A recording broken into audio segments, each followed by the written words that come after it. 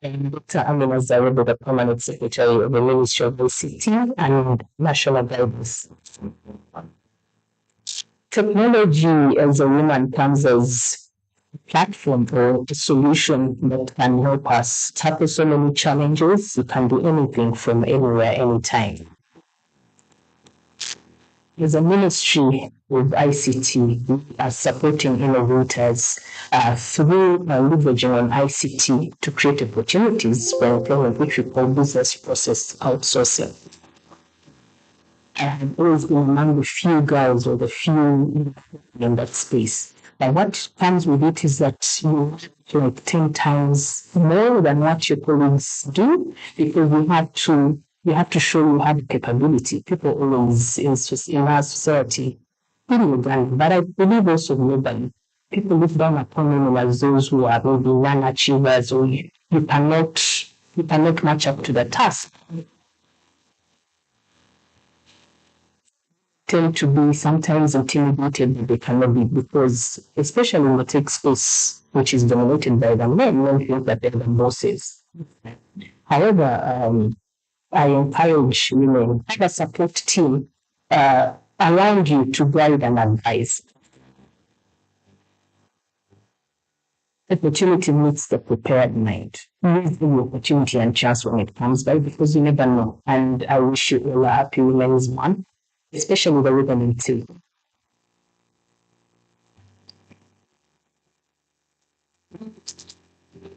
Brought to you by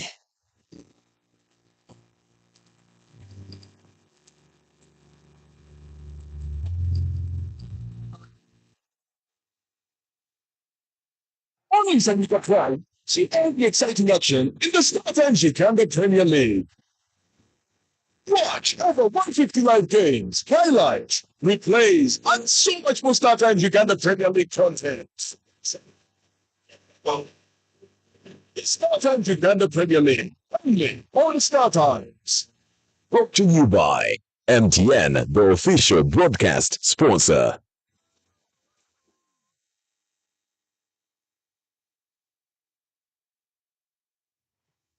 Work, work, work. Work's over. Baby Bite, down to snack business. When snacking is under attack, we'll be there to fight back.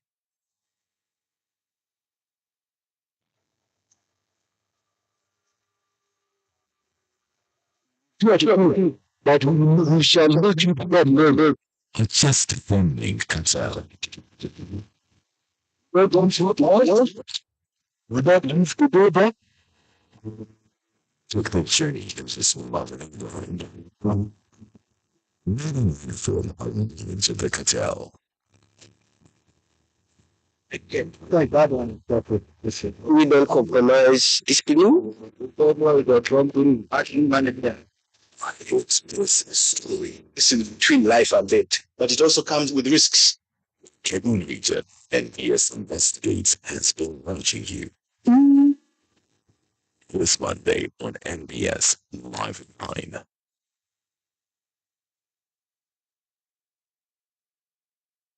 Get it now. Get it accurate. Get it fast. Real fast. Like super fast. Super duper dupery fast. No, it's not fast food or really a quick car. It's the most accurate and timely flow of news, information, updates, stories, and the stories behind the stories, and more, and a lot more. The Now Post. Get it and be the fast to break the news. The Now Post. Accurate news fast.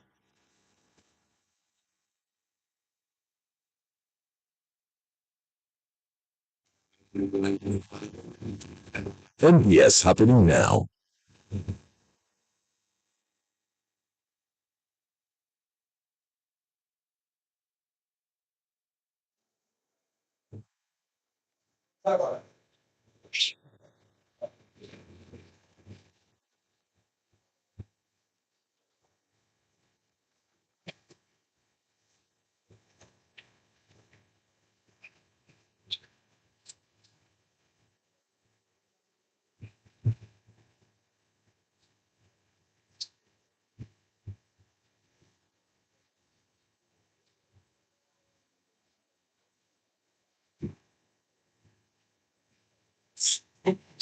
That's interesting.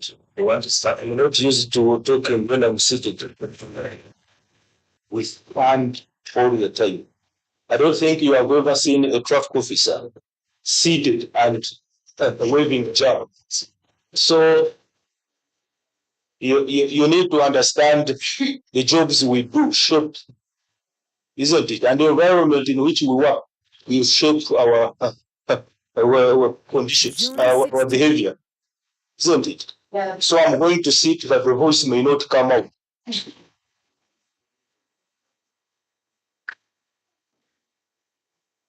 How do people sit in the chairs like this one?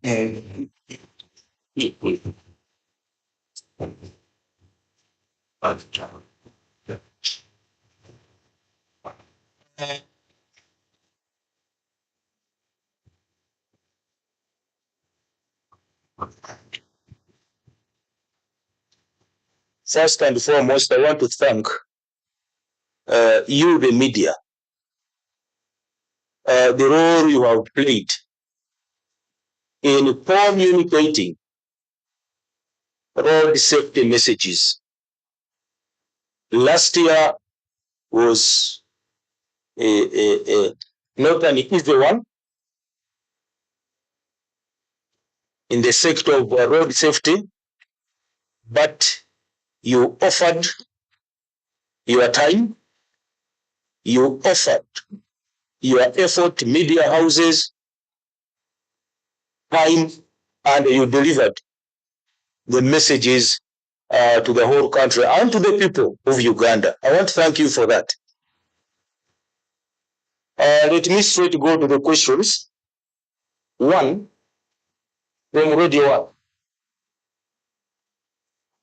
There are people who disguise themselves as traffic officers, and we have made arrests and we know the locations. And one of the common locations is around Clock Tower, that we have made arrests and the situation has greatly improved. However, these arrests do not fall into the traffic directorate, and we hand them over to the criminal courts, and they are not tried under the traffic disciplinary court. Since they are in the criminal court, I may not give much details on whether we have succeeded in prosecuting them or whether they are convicted. This is still a matter of court which is going on, and I would confirm that several of those of people and personalities disguising as traffic officers have been arrested. We used crime intelligence and arrested most of them. Those who are hiding, let them hide. They will not come back on those locations. Another question was not on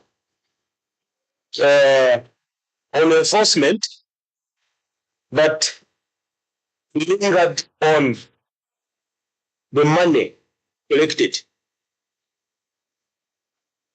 One, the work of traffic directorate is to enforce the law. Once the law is given to us, we enforce it. We issue tickets and there is a time given when a ticket is paid. However, the offenders misuse that time given to them, the hours given to them to pay, and they don't pay. That again comes to us, the traffic police, to recover the unpaid tickets. When we recover, and when the offenders pay, the money goes to the URA portal. And once it gets to the URA portal, that is the responsibility of URA and the Auditor General. I want to assure you that the Auditor General has audited that money collected and uncollected, and the reports are there. And so one can refer to you and the Auditor General for the exact figures which traffic police would not be having at the time. And that one does not fall on our mandate, that we audit ourselves. You enforce, give receipts, recover the unpaid, and then you audit yourself. The auditing is on to the other, is the mandate of the other stakeholders. 3, there is a question asked about traffic lights and the borders who don't respect the lights. I want to pose the question: how long has been the border question unresolved in this country? How long have been borders have been operating here? For how long? The border question has been around for over 3 decades. For over 3 decades. If you are to settle the border question, you have to go phase by phase. You have to include a multi-sector approach, and you sort out these borders. Secondly, I would also like to inform you that through our studies, the traffic lights are not high-risk locations of fatal and serious injuries of borders. Actually, we have the high-risk corridors and locations, but I want to inform you the traffic lights are not among them. For example, the high-risk locations in the city center only, and I know that is where you are referring, that's where the traffic lights are. They are not in Namugongo, those traffic lights, but they are in the city center here. From Clock Tower to Kibuye and Najanankumbi, that is a high-risk corridor for fatalities and serious injuries for border. And where after Clock Tower, even now, Clock Tower, there are no lights. Up to Najanankumbi, where are the traffic lights? Then from Kibuye to Busega roundabout, and we know how many kilometers are on these stretches, and we know per kilometer how many borders die in that distance per kilometer. We have done the study. So now, the indiscipline of border is widespread, and is not only in Kampala, it is in the whole country. The question would be, how are we addressing, and phase by phase, the question of border in this country? 1, we need a multi-sector approach, and we need people, the population, to listen to us. Please listen to us, including you, the media. We have the information, and these statistics or any other information on road safety is not located in any other department or agents of government. It is only located in Uganda Police Force. Therefore, we are asking, please listen to what we tell you such that we move on. The question of border border, one,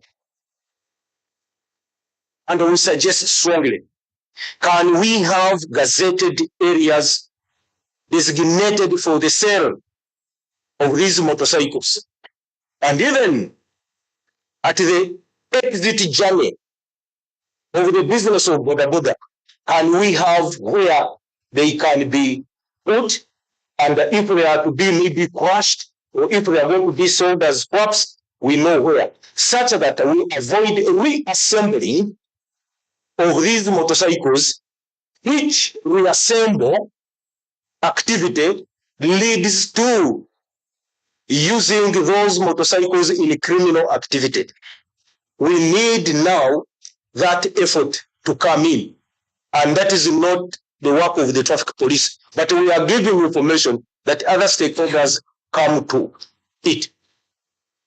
These motorcycles, when we started with the crash helmet, around 70% of them to 80 had to comply with the crash helmet use.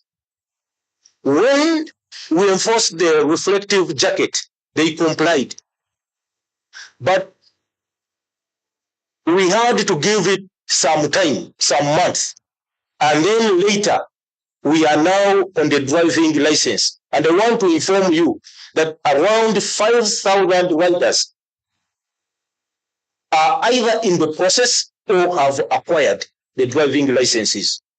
Now, that is the effort of the traffic police and alone. The other process which people were talking about for registration, will please act fast to save life.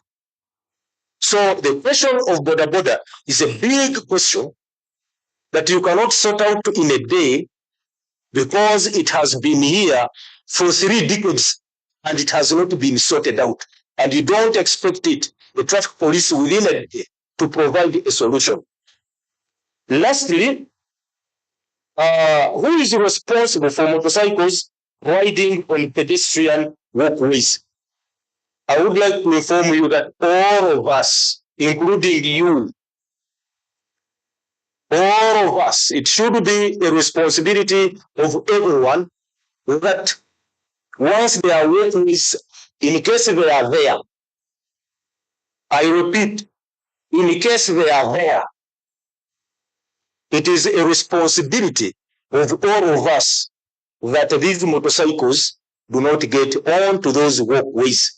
The traffic police is at fixed points, and we are also, as traffic police, we are also studying the situation where we need to remove the traffic officers from many of these junctions in town, such that the traffic wardens of KCCA do the traffic control, which is their mandate. It's not the mandate of the traffic police to start waving jam and waving you to go and have lunch, to go and do parties, to go and wave and you visit your girlfriends. It's not the traffic police to do that. The urban authorities should organize themselves and have traffic wardens to do the work, such that we release enough manpower of traffic officers to do enforcement and crash investigations. Those two are poor activities, and we wouldn't like, to miss on that point. So maybe when we get the traffic officers mobile, they will be able to meet these cyclists that are misusing walkways if they are there. I would like to add that Kampala is a city of the people. We don't segregate anyone in Kampala. And that is why you find a bus driver, a trailer driver, a boda rider, a pedestrian, a wheelbarrow pusher,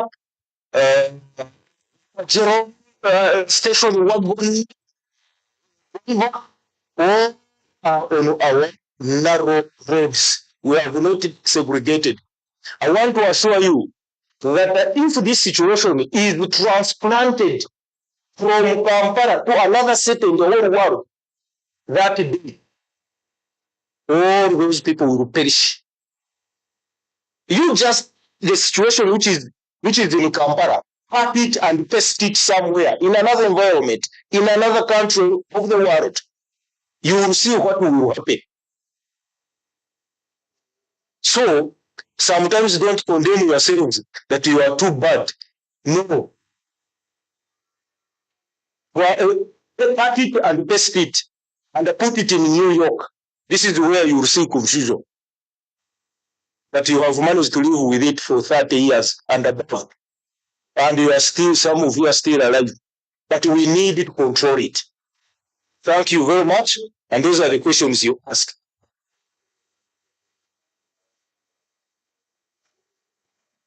Big issues over in this city, for example, the government will be down without unfortunately. That's it.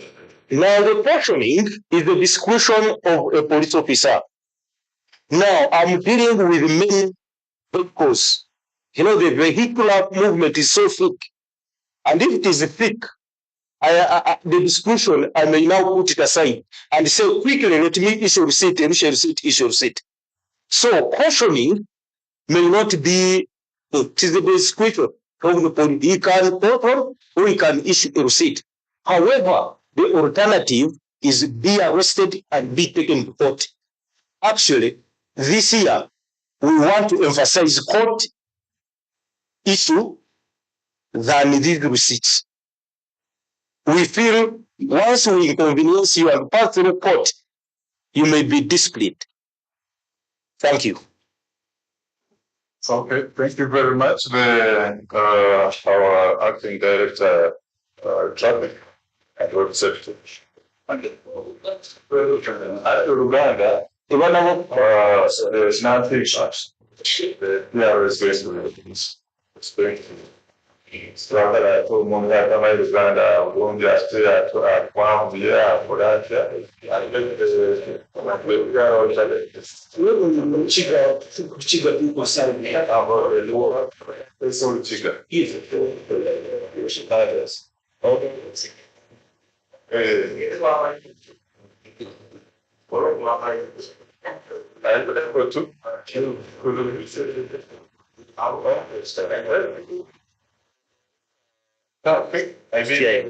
CID.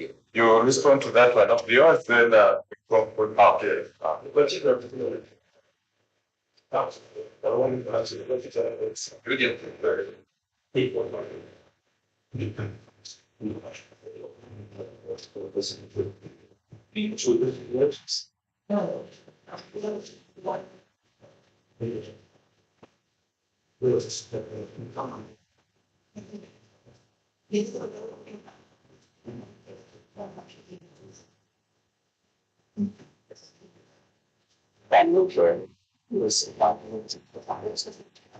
Yeah, thank you.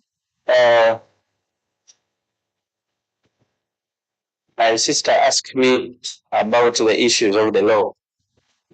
If a structure, for example, you come to police headquarters and you don't find fire extinguishers and whatever, what happened? It is true, you're supposed to have those installations in place. By design, by approval of the authorities, they must be there. Under the occupational health and safety, you must have those items in place. But specifically on, let's say, closing the place, we do not have fire law as we speak. Whatever we are trying to do is to provide the service that supports the community. Until we have it in place, we shall have the means to swing our acts around, probably close some institutions, especially like schools. You find a school dormitories without smoke detectors. And how much is a smoke detector? The one you put, the portable one, it's 100,000 shillings. Just a smoke detector which will alarm you in case of a smoke. But you don't find it there. You don't find anybody in most of the schools responsible for fighting fire or rescue services. Most of the schools are supposed to conduct fire drills every time so that all the students are aware that in case of fire, you must run to a particular point at the school, which is located as an assembly point. So all these are still big questions. All these are still big challenges we need to handle. But as we speak now, the beauty is that the public is getting to understand because it is a reality. If it so happens that fire that's here, you lose property, you lose life. Even residential areas, as homeowners, you should do a simple fire drills at your home. You should be able to teach your children that when you see fire, run and pass here and get to this point and wait there. Don't run back inside. And we have not taken responsibility to do that. But we need to expand our sensitization so that the communities in your own home, however small it is, have an exit plan in that home, whether you are around or not around. Which number should the children at home call if something happens? Should be a short number which they should call. Probably the emergency rescue teams. Even when you collapse in your house, you may not call Mulago to come and carry you. You have to call the emergency line so that we come and take over. So there's still quite a lot to be done as a country. That's why if you look at our statistics, most of the fire occurrences are in residences. Remember, we are trying now to adapt to new methods of using gas. We are trying to shift away from using charcoal.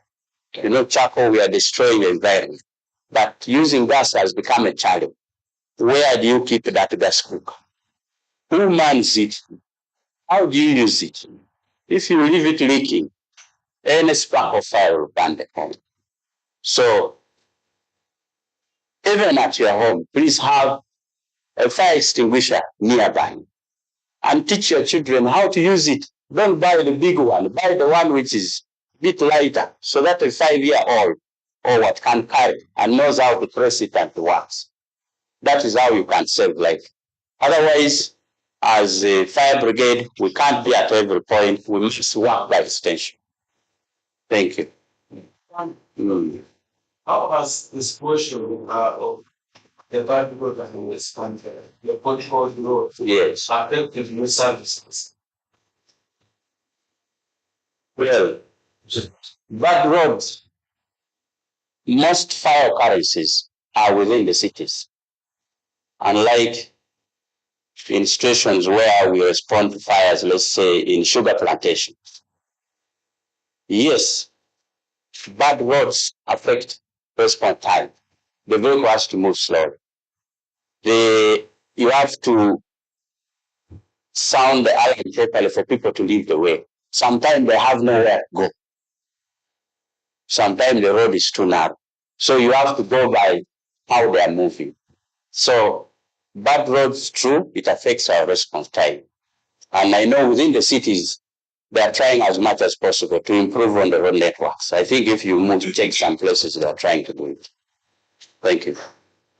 Okay, thank you. We shall reduce that in the later on. Now let's have the CID come and give us one area and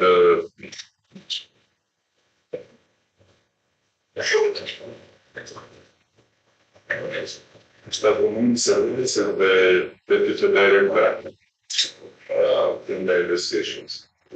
I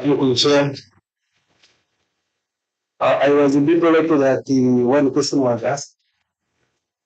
It's about what happened is with the cases which were reported and by the end of the year are not yet investigated. crime management and the investigation is a continuous process. When an offense takes place in November of last year, and investigations are not complete, even within the next 2 years, it will still be among the cases which are being investigated. And this report, which we released the last week, it provides for cases and investigations, and we are quite a number. Unless you have any case which is specific that took place the other year, then you can tell you how far it has gone. It's a continuous process until all investigations are complete. So we provide with 4. 2, I'm not supposed to talk for CMI and the crime intelligence. But if you are relatively picked by CMI, under the circumstances, you report to police. Police investigates the circumstances under which somebody is picked. We're talking about police CID. And quite often, the cases are managed by police. But since I'm not the spokesperson to my and crime intelligence, since Mr. Nanga is responsible for talking for the police, I will take him to answer this question. Thank you very much. Thank you very much. We shall also reduce that in Uganda. Now, we want to conclude this session. Let's give an opportunity so that we can proceed with the normal press briefing. We want to give our major partner, that is DED, we have the technical advisor governance, the CUC Nadira, to give us 1 or 2 areas where Jairus continues to partner with us. And let's give our person say what the organization.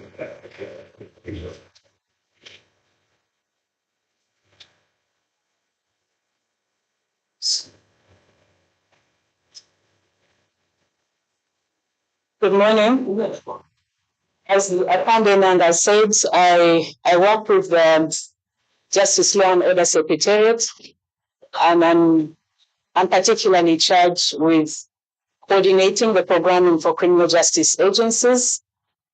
We were invited last week to attend the launch of the annual crime report, and my boss made certain remarks and requested that we be present today, mostly just to listen in to what the public that you represent have to say about the annual crime report, but also most importantly, to pick out on the issues that are still coming out even after the release of the annual crime report. The report is not just about figures. When you look at those statistics, for us as planners, as a sector, and as an entity that the government set in place to ensure that there's a one government approach, there's a whole of government approach, and that the systems work, we are more interested in the story behind those numbers.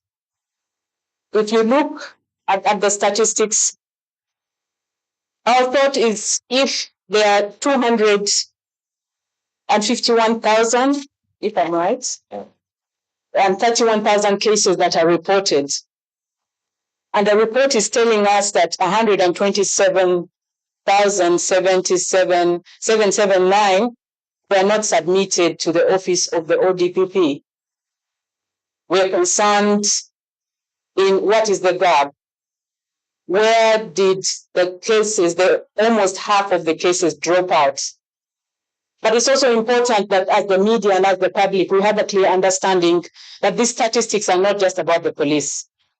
It's about the people that are reporting and sometimes think that reporting is an end in itself, and they do not come back to the police to either give the evidence that is required or to even follow up their cases. And so then you will have the 26,749 that are either not detected or for those cases that will not go on through the chain of justice. The other key issue is our awareness as a public in terms of scene of crime preservation. And I say this mostly in terms of the sexual violence cases, but also in terms of the murders, even the traffic offenses we've seen on social media, where people are more interested in taking pictures. What is your role as the public in ensuring that the scene of crime is preserved, but also in ensuring that you give the police the evidence that is required so that we can be able to build up a case, not only in terms of time quickly, but also in terms of the integrity and the value of the information so that we can use those through the chain of justice. The other issue that comes out from these statistics is the issue of an electronic information management system. You realize that we do have gaps in terms of what happened to those cases that were, for example, not taken to the office of the DPP. Why were they not taken there? Is it because they were not crimes? Were they civil cases? Or is it because there was actually no case? Now, from those statistics, we can't know that. But if we do have an electronic information management system, we are able to get that information. And this is one of those areas that the Director CID talked about. I think he informed us that we do have a concept that was approved by the police management. And that system is supposed to inform us, one, when a case was reported, two, which officer it was allocated to, three, how much time that officer has taken to investigate that case, four, how fast and where, to what level did this particular officer take this case. This speaks to effectiveness, it speaks to efficiency, it speaks to the turnaround time that the officer in charge of fire was talking about. And then ask the public, if we do have that system, then we can ask the right questions. But having this manual system presents so many challenges that is not enabling us to have the analysis that is not only going to inform our programming, but is informing resource mobilization, resource allocation, and ultimately supervision.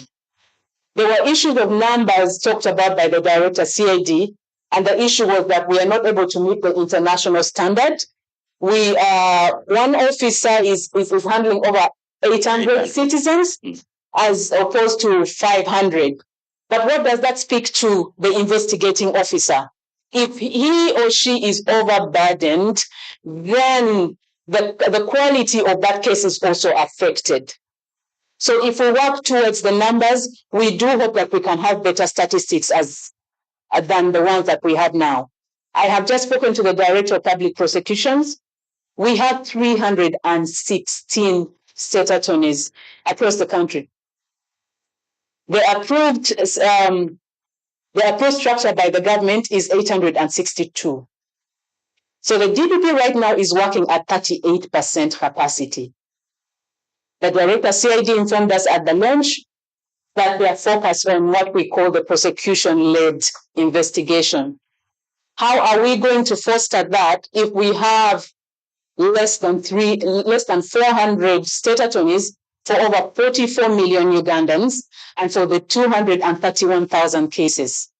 So as we ask the questions, as we go out there and as the fourth state, you create awareness, it's important that we keep these issues at the back of our mind, that we are part of the system, we are part of the people that are supposed to create awareness, but we also have to support the institutions to lobby for the additional numbers, for the police maybe to invest in force multipliers so that they're able to investigate these cases faster. And ultimately, we do want to have a society in Uganda where the crime rate is as low as possible. And so for us as planners, as people, behind the resource mobilization, we want to have a story behind the statistics, but also most importantly, to use the statistics for work. We hope that next year we can come back and tell you that because the domestic violence cases improved, we put more money in those areas. Because the traffic cases improved in 1, 2, 3 areas, we put more skills, more officers, and more monies in those areas. So we want the statistics to speak, but we want to also be able to use those same statistics to program. We thank the police for the improved numbers. And I hope we don't take it negatively that we have more numbers reported. That is because of the awareness created under community policing. It's because of the information that you, the media, have shared that people now know where to report. We've seen cases reported on social media and then the police response. So we hope we can continue to work together, and we hope you can continue to hold us accountable, ask us the questions, and we are sure to give you the answers when we have the systems, the personnel, the tools in place. I thank you. Thank you so much. Those were the very beautiful remarks from Lucy Ladila from Giles. Ladies and gentlemen, I think this brings us to the end of the past session, which was strictly about Q&A regarding the annual crime report and the fire and the rescue services report. So we are now enable our police to take the lead, and then we invite we proceed with the normal press briefing. So colleagues, I want to thank you so much. Thank you for doing that. And please come again on the platform. Yes. Okay. Let's say the difference. We get that. It's a lost action. I'm sure my things.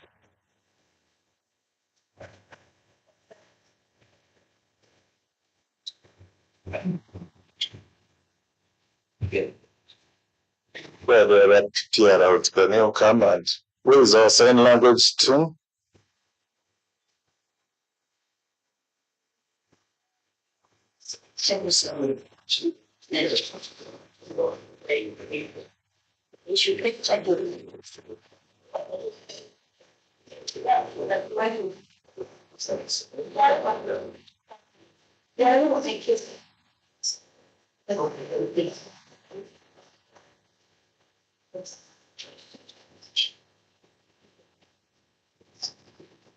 NBS happening now.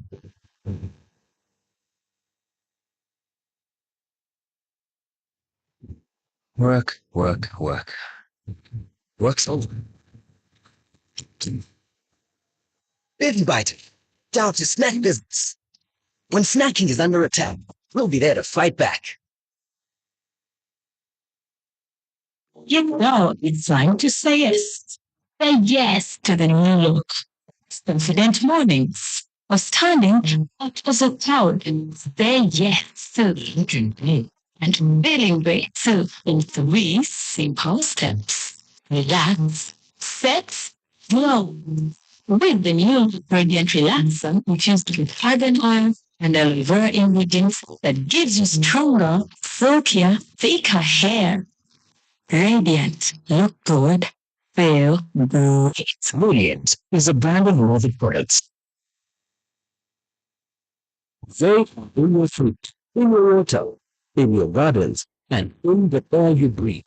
They are a nuisance in our communities and are hazardous to our bodies. Plastics are not just a government, but also a personal problem. They affect your children, your grandchildren, and great-grandchildren. They negatively impact generations. No matter who you are, where you live, or what you do, plastic pollution affects us all. Our environment, responsibility. Tasso Butondi. This message is proudly brought to you by Vivo Energy Uganda, Uganda Breweries Limited, Stanbic Bank, and NBS Television.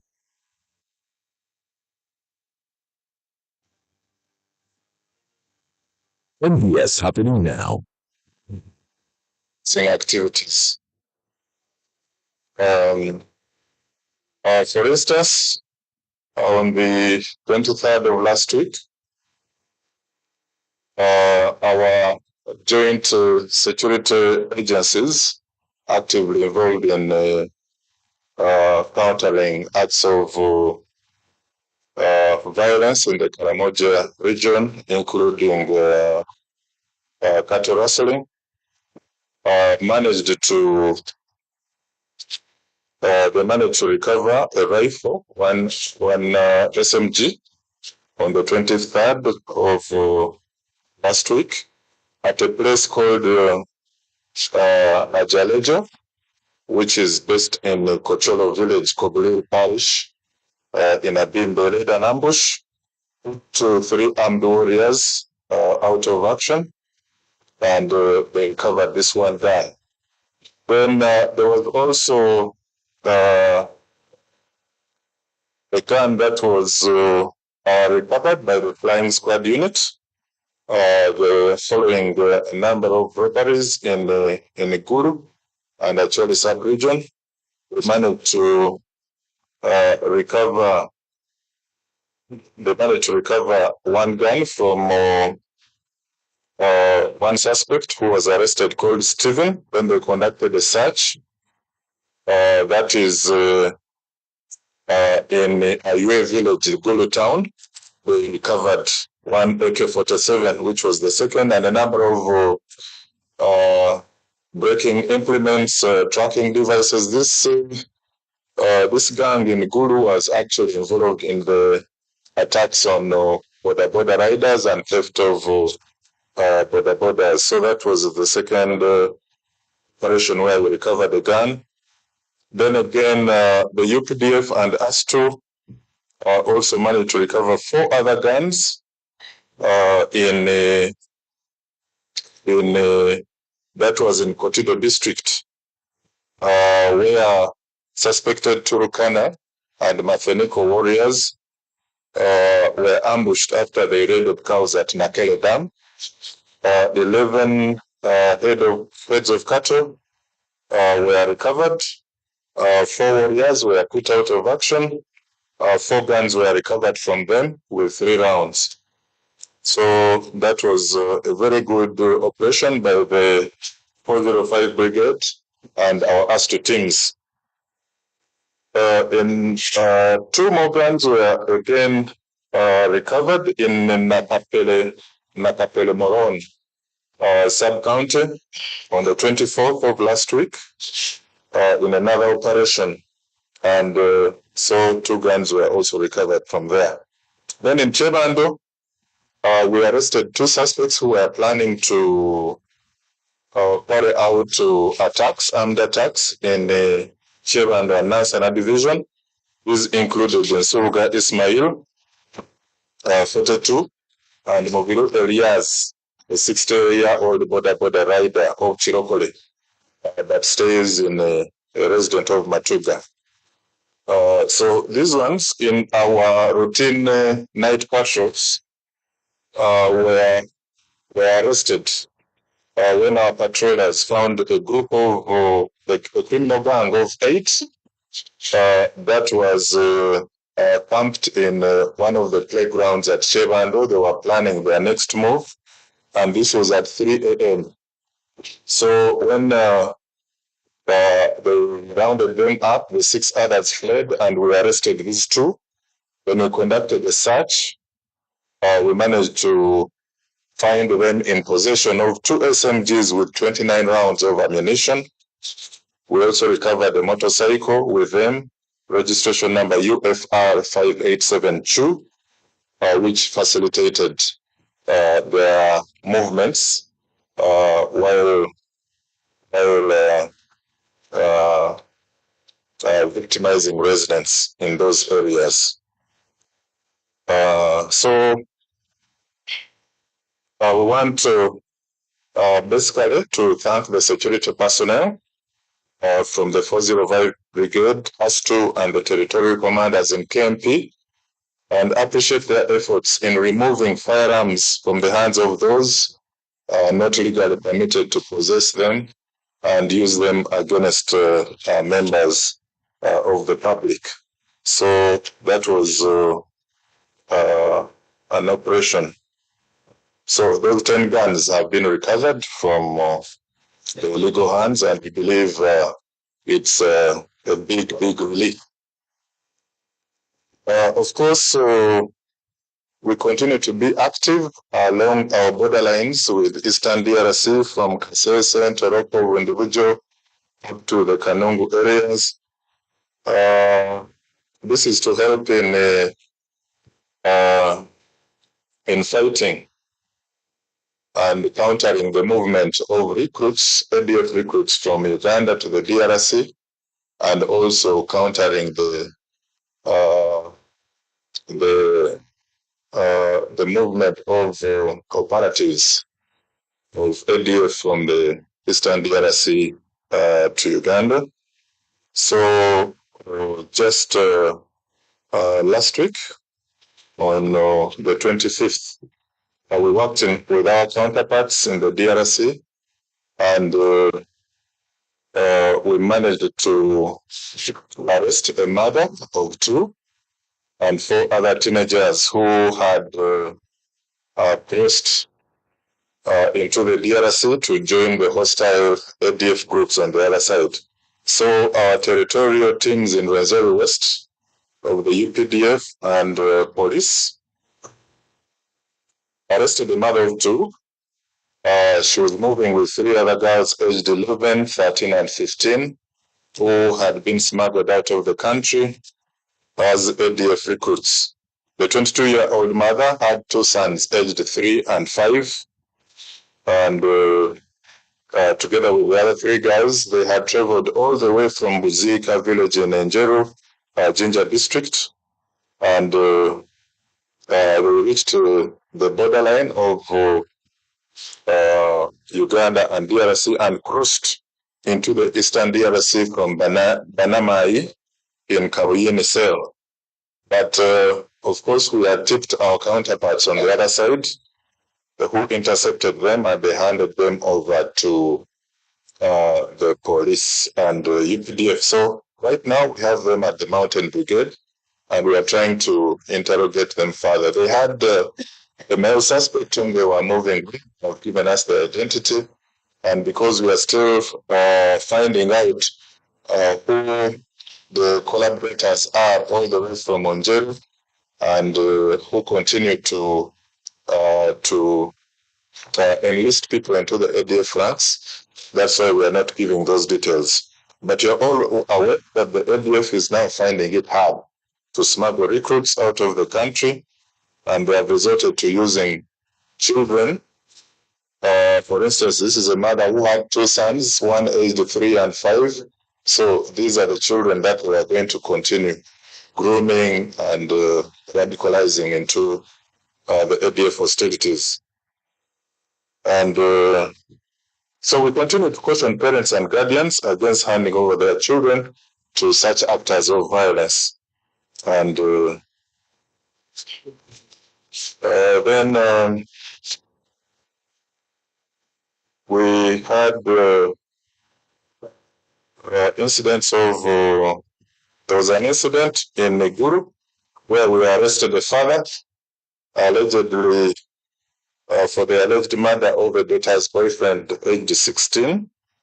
This father has been identified as Cheiben Angor, aged 37, a peasant of Akem village, for the alleged murder of Okema Daniel, aged 16, and a student in Neguru, after he allegedly caught him red-handed with his teenage daughter on the night of 24th.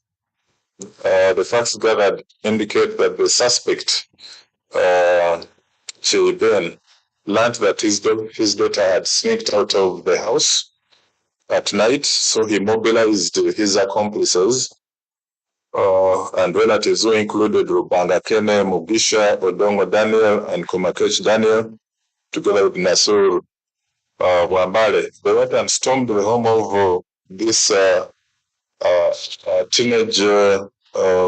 teenage boy. They tortured him, and they brutally tortured him. So when they realized that they had killed this 16-year-old, they got a rope, and then they hanged him on the roof. And then afterwards locked the door and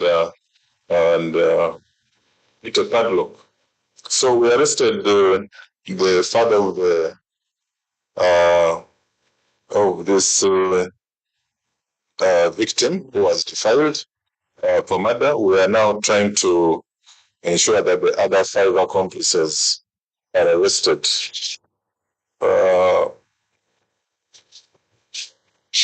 Then you also remember last week that we talked about 2 children who had disappeared under circumstances of kidnap. There was one who disappeared from Nagweru, the 5-year-old. She was recovered, and want to thank the police in Nagweru. Then the one who had disappeared from Guru has also recovered. But again, we continue to register incidents of kidnap. Just last week, our task teams managed to recover 2 male siblings who were kidnapped, and 3 suspects arrested. So I want to thank our CID and general duties who managed to recover 2 siblings, aged 6 and 10, who were arrested from Avemaria in Zambia, Makinde Division. 3 suspects who form part of the kidnap gang were arrested and are in custody. The 2 victims were identified as Jeremiah Nyombi, aged 6, with his elder brother called Mbazira Joshua. These are children, pupils who go to Mirembe Junior School. And initially they were kidnapped by an unknown person in the evening at around 5 p.m. That was on the 24th, while playing around. So the kidnapper managed to take them up to St. Benedict's zone in Chibuyewan Parish, where he confined them until late that evening. He later abandoned the elder victim of 10 years and disappeared with a 6-year-old victim called Jeremiah Nyombi. So this matter was reported to police, and we started tracking down these kidnappers. But what encouraged us was that it turned into an incident of kidnap for ransom when they contacted the mother of these 2 siblings called Chohire Caroline, and we started tracking them from there. Of course, because of the much pressure that we put on them, they abandoned this other second victim at Haki Petrol Station of Saka in Makinde Division, and we reunited him with the family. But of course, we managed to arrest the 3 suspects who were behind this kidnap racket. They included Neka Ambuza Yusuf, the businessman of Madirisa Zone, Nabo Mareste, the 45-year-old peasant of Madirisa Zone, and Chamba Manuel, a border rider of Kanakulia Zone in Makinde. They had demanded a ransom of 5 million shillings, and at the time of the arrest, we noticed that the family had even paid them a tune of 1.49, 1,490,000. And this is a very dangerous precedent that we are setting for kidnappers. When the family goes round and pays, you glorify and encourage more kidnaps of children in the public. So we totally discourage that. So out of that, we got them, they still had 350.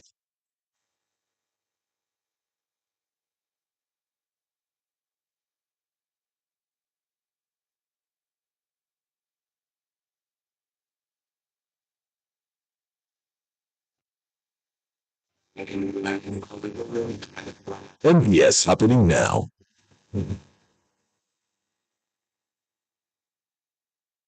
Get ready for a thrilling football experience. NBS Sport and Oxpop face off in a friendly match on the 10th of March.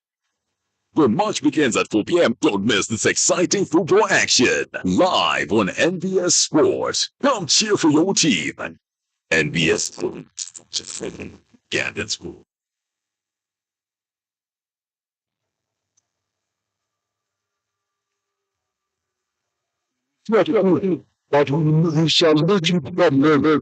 Just a phone link comes out.